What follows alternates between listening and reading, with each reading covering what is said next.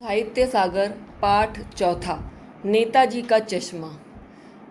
ये जो कहानी है इस नेताजी का चश्मा किस तरह से बताया गया इस पाठ में कि नेताजी की मूर्ति किसी गांव में स्थापित थी और किस तरह से उनकी आंखों पर चश्मा नहीं था और किस तरह से कैप्टन चश्मा वाला उनको उसकी नेताजी के चश्मे पर नेताजी की मूर्ति पर चश्मा नहीं होने के कारण उसे वो मूर्ति अखरती थी। उन्हें लगता था इसमें नेताजी का अपमान है, इसलिए किस तरह से वो जो कैप्टन है जो अपने चश्मे बेचता था, फेरी वाला था, किस तरह से हर बार बदल बदल कर चश्मा लगा देता था और किस तरह से हालदार साहब जो देशभक्त थे, जिनमें देशभक्ति कूट कूट कर भरी हुई थी, उन्हें उत्सुकता होती है और वो किस तरह से जानने की कोशिश करते हैं कि आखिर है कौन जो नेताजी के चश्मे पर नेताजी की मूर्ति पर चश्मा बदलता रहता है।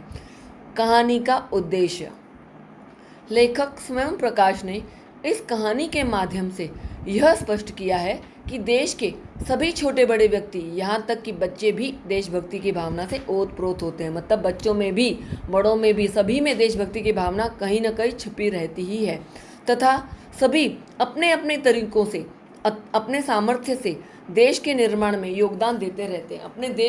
देश के प्रति कोई भी अपने देश को तुच्छ नहीं समझता। हम सब में देशभक्ति की भावना ज़रूर है। हमें किसी के बारे में भी उपहास नहीं उड़ाना चाहिए। हमें जो क्रांतिकारियों के प्रति सम्मान रखते हैं, हमें उनका उपहास नहीं उड़ाना चाहिए। हर व्यक्ति अपने स्तर व तरीके से देशभक्ति के भाव अभिव्यक्त कर सकता है। मतलब अपनी तरह से अपने देश के प्रति अपनी देशभक्ति जता सकता है। कहानी की शिक्षा, लेखक स्वयं प्रकाश लिखित कहानी नेताजी का चश्मा हमें यह सीख देती है कि देश के छोटे बड़े सभी व्यक्ति, यहाँ तक कि बच्चे भी अपने हृदय में देशभक्ति की भावनाएं रखते हैं। किस तरह से हमें देशभक्ति की भावना रखनी चाहिए, किस तरह से बच्चों में भी वो भावना होती है और जो भी इंसान देश के प्रति देशभक्ति की भावना रखता है या देश के प्रति लड़ने वालों के प्रति भावना रखता है, देशभक्ति की भावना रखता है, हमें उनका मजाक नहीं उड़ाना चाहिए, उनका सम्मान करना चाहिए। सभी का अपना अपना दृष्टिकोण, अपना अपना एटीट्यूड व अभिव्यक्ति होती है। मतलब दिखाने की, देशभक्ति को जताने के तरीका अलग होता है। हम सभी का सामूहिक योगदान, मतलब कलेक्टिव कंट्रीब्यूशन जो है, देश का निर्माण करता है। हमें किसी के योगदान को कम या ज़्यादा समझकर उसका उपहास नहीं उड़ाना चाहिए। जो भी जिस तरीके से, अगर हम सोचें कि जो बंदा सफाई कर रहा है तो क्या वो देश के प्रति अपना योगदान दे रहा है? हाँ, क्योंकि वो देश की सफाई कर रहा है। जो भी कर्मचारी छोटे से छोटा काम क्यों ना करें या बड़े से बड़ा काम, पर उसमें कहीं ना कहीं अगर वो देश के लिए कुछ कर रहा है तो हमें उन्हें छोटा नहीं समझना चाहिए। यही बताने की कोशिश की है लेखक ने इस पाठ में और यही शिक्षा देना चाहते हैं कि हमें देशभक्ति जताने वालों का मजाक नहीं उड़ाना चाहिए। पाठ नेताजी का चश्मा। हालदार साहब को हर 15वें दिन, एवरी 15 डेज, कंपनी के काम के सिलसिले में उस कस्बे से गुजरना पड़ता था। कस्बा बहुत बड़ा नहीं था जिसे पक्का मकान कहा जा सके। कस्बा मतलब एक छोटा सा गांव टाइप, वैसे कुछ ही मकान, और जिसे बाजार कहा जा सके वैसा ही एक बाजार था। कस्बे की क्या खासियत थी ये पूछा जाता है तो ये लिखना है। कस्बे में एक लड़कों का स्कूल, एक लड़कियों का स्कूल, एक सीमेंट का छोटा सा कारखाना यानी कि फैक्ट्री, 2 ओपन एयर सिनेमा घर, थिएटर्स और एक ठो नगर पालिका थी। मतलब नगर पालिका जो गांव को चलाती थी। नगर पालिका थी तो कुछ न कुछ करती भी रहती थी। नगर पालिका क्या क्या करती रहती थी यह भी प्रश्न पूछा जाता है। कभी कोई सड़क पक्की करवा दी, कभी कुछ पेशाब घर बनवा दिए, मतलब टॉयलेट्स बनवा दिए, कभी कबूतरों की छतरी बनवा दी, तो कभी कवि सम्मेलन करवा दिया।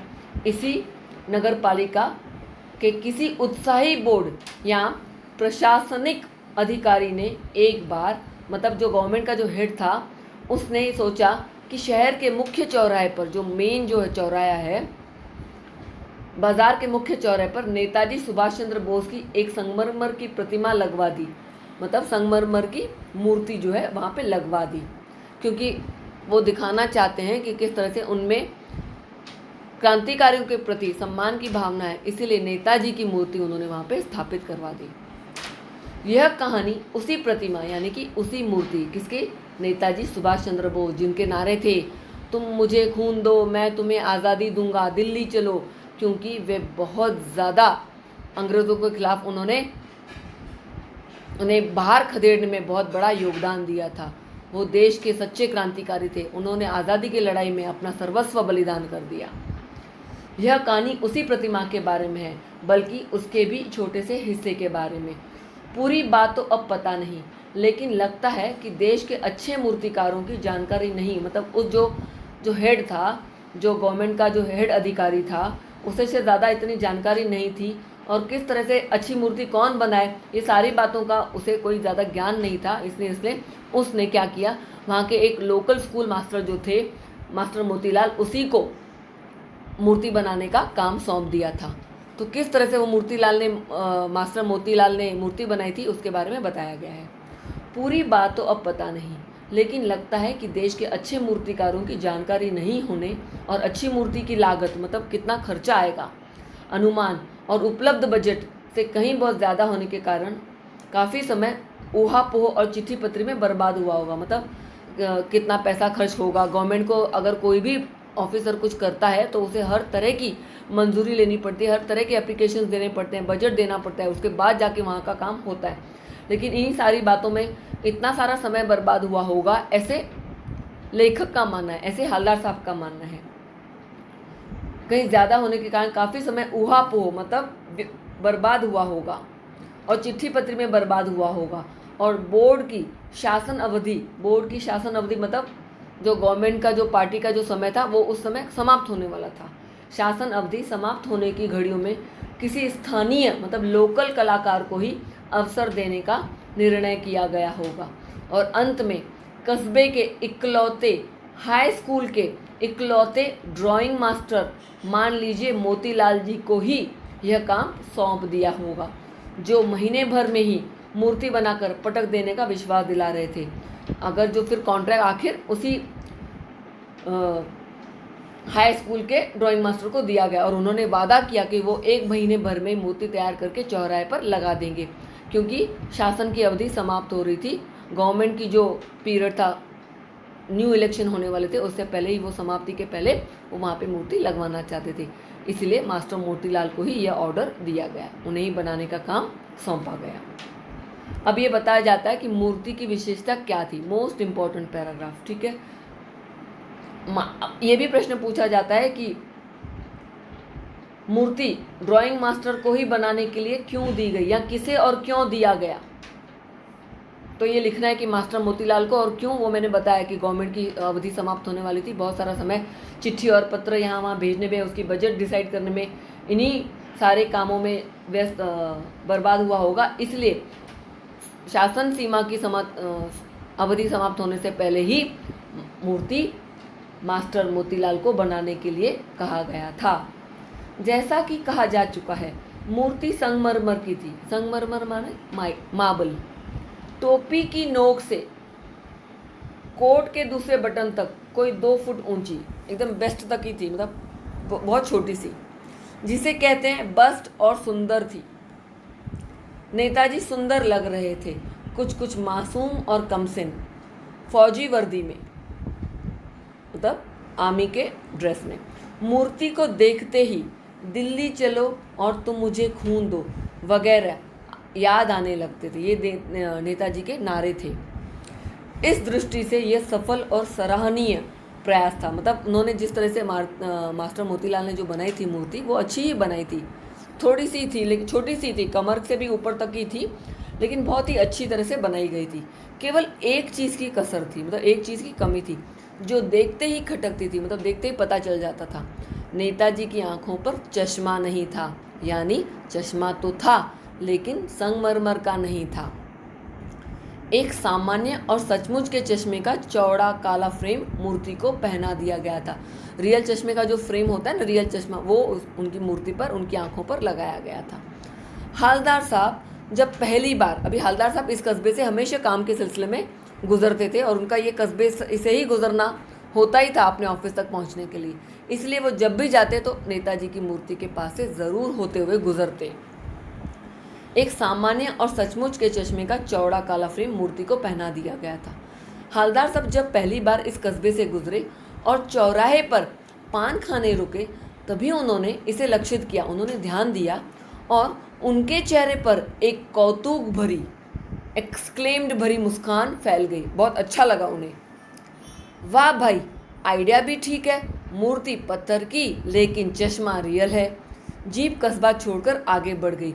तब भी हालदार साहब इस मूर्ति के बारे में ही सोचते रहे और अंत में इस नतीजे पर पहुंचे कि कुल मिलाकर कस्बे के नागरिकों का यह प्रयास सराहनीय कहा जाना चाहिए। मतलब कस्बे के जो लोगों ने इस मूर्ति को बनाने में एफर्ट लिया है वो सच में अच्छा है।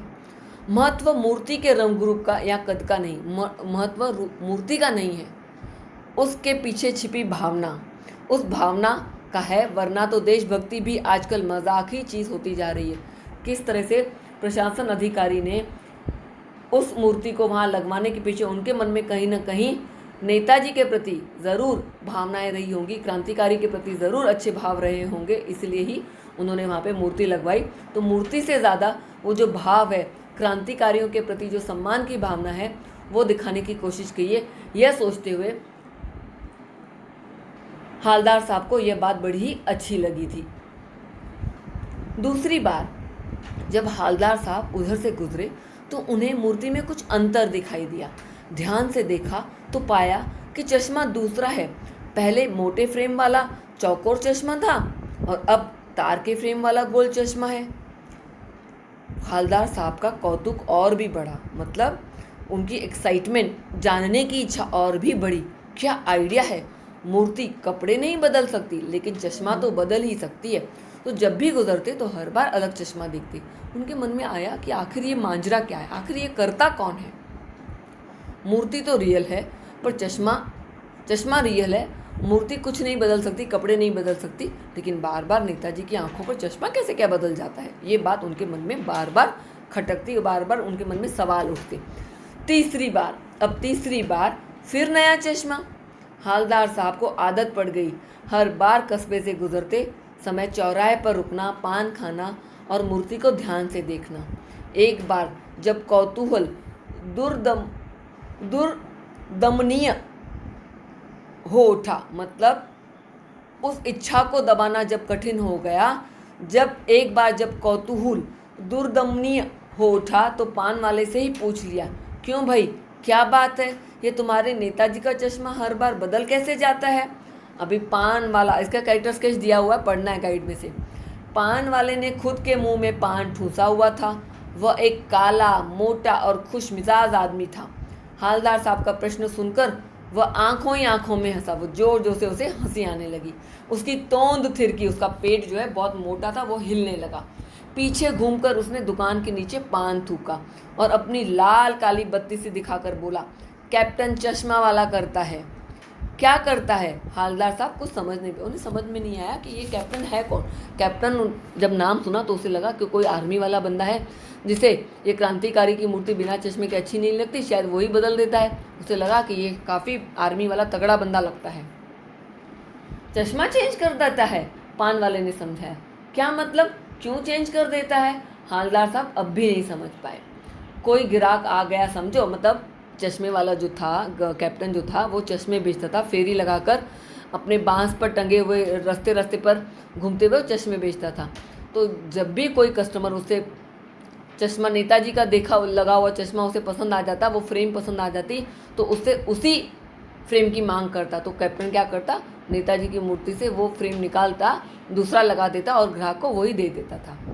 कोई ग्राहक आ गया समझो, तो उसके चौड़े चौखट चाहिए, मतलब ब्रॉड फ्रेम।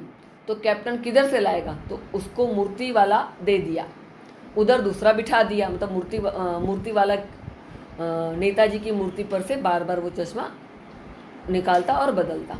अब हालदार साहब को बात कुछ समझ में आई। नाउ ही अंडरस्टूड कि व्हाट इज़ अ थिंग। एक चश्मे वाला है जिसका नाम कैप्टन है।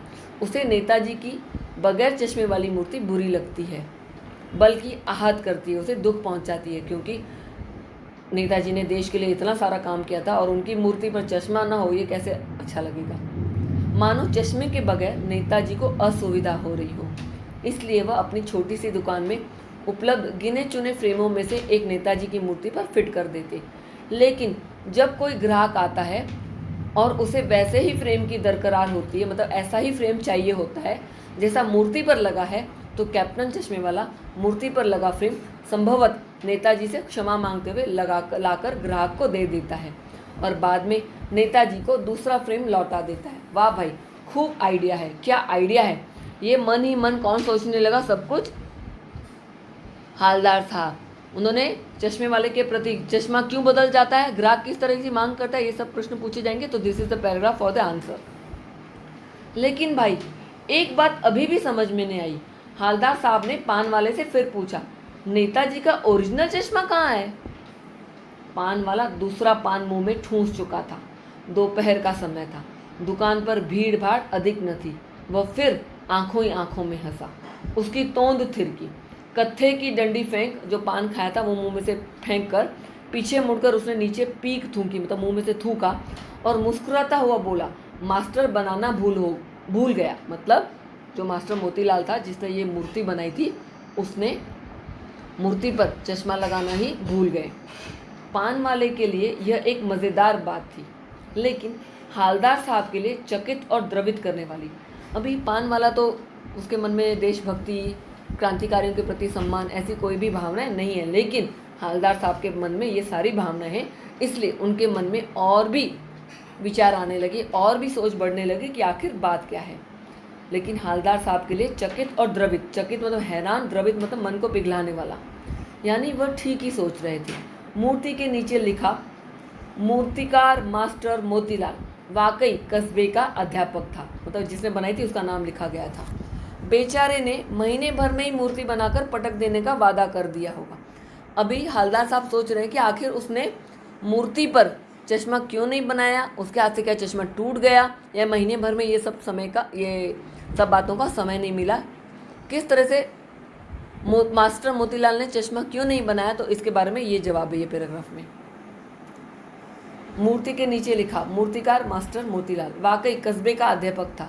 बेचारे ने महीने भर में मूर्ति बनाकर पटक देने का वादा कर दिया होगा, बना भी ली होगी, लेकिन पत्थर में पारदर्शी चश्मा मतलब ट्रांसपेरेंट चश्मा कैसे बनाया जाए, कांच वाला यह तय नहीं कर पाया होगा, या कोशिश की होगी और असफल रहा होगा, या बनाते बनाते कुछ और बारीकी के चक्कर में चश्मा टूट गया होगा, पत्थर का चश्मा अलग से बनाकर फिट किया गया होगा, वह निकल गया होगा। सब मन में जो डाउट थे वो सिर्फ होगा होगा होगा, मतलब ये हुआ होगा वो, ये सब काल्पनिक बातें थी हालदार साहब के मन में चश्मे के प्रति। ये पूरा पैराग्राफ उसी के बारे में है। हालदार साहब को यह सब कुछ बड़ा विचित्र और कौतुक भरा लगा। इन्हीं ख्यालों में खोए पान के पैसे चुकाकर चश्मे वाले की देशभक्ति के समक्ष नतमस्तक होते हुए, मतलब चश्मे वाला जो बार बार चश्मे बदलता है उनके प्रति कृतज्ञता कि ऐसे भी लोग हैं जो क्रांतिकारियों के प्रति सम्मान की भावना रखते हैं, उनके प्रति नतमस्तक होते हुए वह जीप की तरफ चले। फिर रुके, पीछे मुड़े और पान वाले के पास जाकर पूछा, क्या कैप्टन चश्मे वाला नेताजी का साथी है या आज़ाद हिंद फौज का भूतपूर्व सिपाही, मतलब क्या नेताजी के समय का कोई फौज में रहा होगा, या आज़ाद हिंद फौज जो बनी थी, नेताजी की जो आज़ाद हिंद फौज बनी थी उसका ही कोई सिपाही है। पान वाला नया पान खा रहा था अभी, और एक नया पान खा रहा था।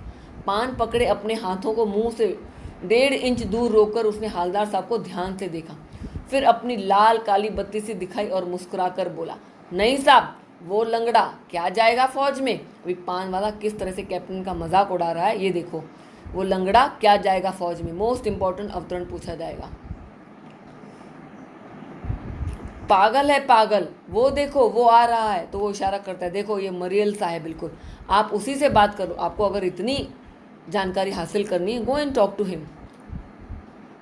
फोटो वोटो छपवा दो उसकी कहीं, इतनी ज़्यादा आपको एक्साइटमेंट हो रही है, उसकी फ़ोटो वोटो कहीं छपवा दो अगर वो नेताजी की मूर्ति पर चश्मा बदलता है तो। हालदार साहब को पान वाले द्वारा एक देशभक्त का इस तरह मजाक उड़ाया जाना अच्छा नहीं लगा। अभी हालदार साहब को बड़ा बुरा लगा कि किस तरह से पान वाला उस कैप्टन चश्मे वाले का मजाक उड़ा रहा है, जबकि कैप्टन के मन में देशभक्ति, क्रांतिकारियों के प्रति भावना है, उसके बावजूद पान वाला ज़रा भी उसकी कदर नहीं करता। ऐसे लोग जब मजाक उड़ाते हैं तो हालदार साहब को दिल को बड़ी ठेस पहुंचती है। मुड़कर देखा तो अवाक रह गए। हालदार साहब ने जैसे ही पीछे मुड़कर देखा तो एकदम से हैरान। एक बेहद बूढ़ा मरियल, मतलब बहुत ही ज़्यादा कमज़ोर और एकदम ओल्ड पर्सन जो है, लंगड़ा आदमी, ये जो कैप्टन है उसका चरित्र चित्रण है। देख लो ये वाला मोस्ट इम्पॉर्टेंट।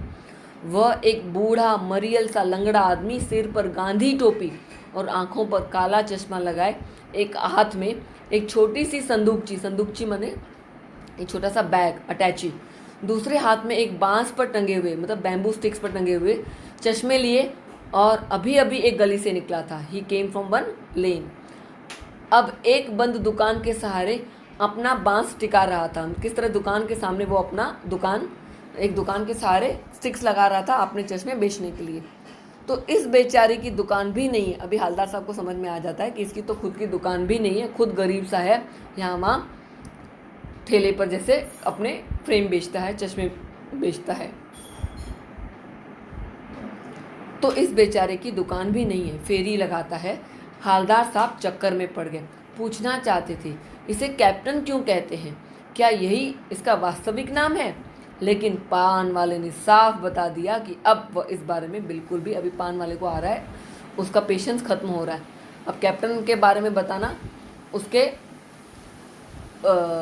उसका मुंह जो है वो चिड़चिड़ हो रहा था, इसलिए वो बताना नहीं चाहता है। लेकिन पान वाले ने साफ बता दिया कि अब वह इस बारे में और बात करने को तैयार नहीं।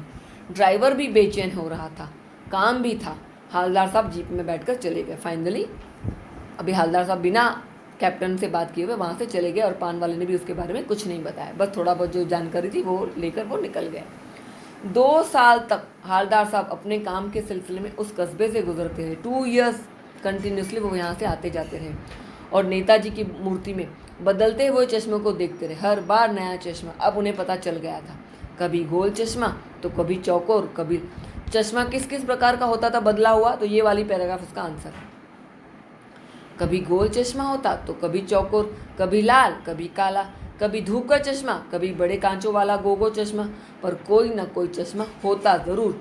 उस धूल भरी यात्रा में हालदार साहब को कौतुक और प्रफुल्लता के कुछ क्षण देने के लिए, मतलब वहाँ से जब भी गुजरते तो उनके मन में कृतज्ञता होती उस कैप्टन के प्रति और नेताजी के प्रति कि सच में आज भी लोगों में देशभक्ति की भावना जीवित है। ये सोचते हुए कहीं ना कहीं उनका मन खुश और एक्साइटेड रहता। प्रफुल्लता यानी कि प्रसन्नता, खुशी। फिर एक बार ऐसा हुआ कि मूर्ति के चेहरे पर कोई भी कैसा भी चश्मा नहीं था। अचानक 2 साल बाद उन्हें ऐसे लगा कि एक दिन जब वो गुजर रहे थे तो मूर्ति पर चश्मा नहीं था। उस दिन पान की दुकान भी बंद थी, चौराहे की अधिकांश दुकानें भी बंद थी, मतलब चौराहे पर जो दुकानें खुली रहती थी चौक पर वो सब बंद थी। अगली बार भी मूर्ति की आंखों पर चश्मा नहीं था। ऐसे 2 बार, हर 15 दिन में जाते तो 2 बार उन्होंने कंटिन्यूस देखा कि मूर्ति पर चश्मा नहीं था। हालदार साहब ने पान खाया और धीरे से पान वाले से पूछा, क्यों भाई, क्या बात है, आज तुम्हारे नेताजी की आंखों पर चश्मा नहीं है? पान वाला उदास हो गया। उसने पीछे मुड़कर मुंह का पान नीचे थूका और सिर झुकाकर अपनी धोती के सिरे से आंख पोंछता, मतलब अपने आंसू पोंछता हुआ बोला, साहब कैप्टन मर गया। क्यों? और कुछ नहीं पूछ पाए हालदार साहब। इसीलिए अभी वो समझ गए कि पिछले 2 बारों से जब भी वो वहाँ से गुजर रहे थे तो अब मूर्ति पर चश्मा लगाए कौन, क्योंकि जो कैप्टन बार बार चश्मा बदलता था वो ही मर गया है। इसलिए हालदार साहब बड़े दुखी हो गए। उन्हें लगा कि अब तो इस चौराहे पर कभी भी मूर्ति पर चश्मा नहीं होगा और वे वहाँ से जब भी गुजरेंगे तो उन्हें बड़ा दुख होगा। इसलिए उन्होंने सोचा कि जब भी यहाँ से गुजरेंगे तो यहाँ से मूर्ति की ओर देखेंगे भी नहीं, बस ऐसे ही गुजर जाएंगे। और कुछ नहीं पूछ पाए हालदार साहब, कुछ पल चुपचाप खड़े रहे, फिर पान के पैसे चुकाकर जीप में आ बैठे और रवाना हो गए। बार बार सोचते क्या होगा उस कौम का जो अपने देश की खातिर घर गृहस्थी। जब वहाँ पे कस्बे में आए तो हालदार साहब क्या सोच रहे थे, ये लास्ट जो पूरा जो है इसके बाद का चैप्टर मोस्ट इम्पॉर्टेंट है, लर्न कर लेना है पूरी तरह से। बार बार सोचते क्या होगा उस कौम का, उस कम्युनिटी का जो अपने देश के खातिर घर गृहस्थी जवानी, मतलब ऐसे लोग हैं जो अपने देश के लिए, ऐसे क्रांतिकारी हैं जो अपने देश के लिए अपना सब कुछ कुर्बान कर देते हैं, और हम जो साधारण व्यक्ति किस तरह से उन क्रांतिकारियों का मजाक करते हैं, उनका उपहास करते हैं, वो सोच रहे थे। घर गृहस्थी जवानी जिंदगी सब कुछ होम कर देने वालों मतलब सब कुछ कुर्बान कर देने वालों, बलिदान सेक्रीफाइस पर भी हंसती है और अपने लिए बिकने के मौके ढूंढती है। दुखी हो गए। 15 दिन बाद फिर उसी कस्बे से गुजरे। जब पान वाले ने बताया तो ये सोच रहे थे, जब 15 दिन बाद वो कस्बे से गुजरे, कस्बे में घुसने से पहले ही ख्याल आया कि कस्बे की हृदय स्थली मतलब हार्ट, जो हार्ट ऑफ दिस छोटा सा टाउन है, उसमें सुभाष की प्रतिमा अवश्य प्रतिष्ठित होगी। मतलब सुभाष जी की मूर्ति तो जरूर होगी, लेकिन सुभाष की आंखों पर चश्मा नहीं होगा, क्योंकि मास्टर बनाना भूल गया और कैप्टन मर गया। आज उन्होंने निर्णय किया कि वो मूर्ति की ओर देखेंगे भी नहीं और वहीं से पान खाने के लिए रुकेंगे भी नहीं और ऐसे ही निकल जाएंगे। और कैप्टन मर गया। आज वहाँ रुकेंगे नहीं, पान भी नहीं खाएंगे, मूर्ति की तरफ देखेंगे भी नहीं, सीधे निकल जाएंगे। ड्राइवर से कह दिया चौराहे पर रुकना नहीं, आज बहुत काम है, पान आगे कहीं खा लेंगे। लेकिन आदत से मजबूर आंखें चौराहा मतलब वो चौक आते ही मूर्ति की तरफ उठ गई। कुछ ऐसा देखा कि चीखे, रोको। जीप स्पीड में थी। ड्राइवर को लगा पता नहीं क्या हो गया। ड्राइवर ने जोर से ब्रेक मारी। रास्ता चलते लोग देखने लगे। सब लोग आसपास हैरान होकर देखने लगे कि आखिर हालदार साहब चिल्ला क्यों रहे हैं। जीप रुकते न रुकते हालदार साहब जीप से कूद कर तेज कदमों से मूर्ति की तरफ लपके और उसके ठीक सामने जाके अटेंशन में खड़े हो गए। न जाने ऐसी क्या बात देखी कि जोर से जल्दी जीप अभी रुकी भी नहीं थी, जल्दी से कूदे और वहाँ जाके अटेंशन में नेताजी की मूर्ति के सामने सलाम करते हुए खड़े रह गए। मूर्ति की आंखों पर सरकंडे से बना छोटा सा चश्मा रखा हुआ था। मूर्ति की आंखों पर सरकंडे का चश्मा, मतलब जो बच्चे क्रीपर से बनाते हैं, वो छोटा क्रीपर होता है ना प्लांट, उसे बना लेते हैं, वैसा चश्मा मूर्ति की आंखों पर लगा हुआ था, जैसे बच्चे बना लेते हैं। हालदार साहब भावुक हैं, वो बहुत ही इमोशनल है, सेंसिटिव हैं। इतनी सी बात पर उनकी आंखें भर आई। वे सोचने लगे कि सच में सरकंडे का बना हुआ चश्मा देखने लगने के बाद उनके मन में ये भावना पैदा आई कि आज भी बच्चों में कहीं ना कहीं हमारे क्रांतिकारियों के प्रति देशभक्ति की भावना, बलिदान की भावना आज कहीं ना कहीं जिंदा है। इसलिए अपना सम्मान व्यक्त करते हुए बच्चों ने मूर्ति पर सरकंडे का चश्मा बना लिया है। ये भावना सोचते ही, ये बातें सोचते ही हालदार साहब की आंखें भर आई और वो अटेंशन में खड़े हो गए और अपने आप को रोक न सके अटेंशन में।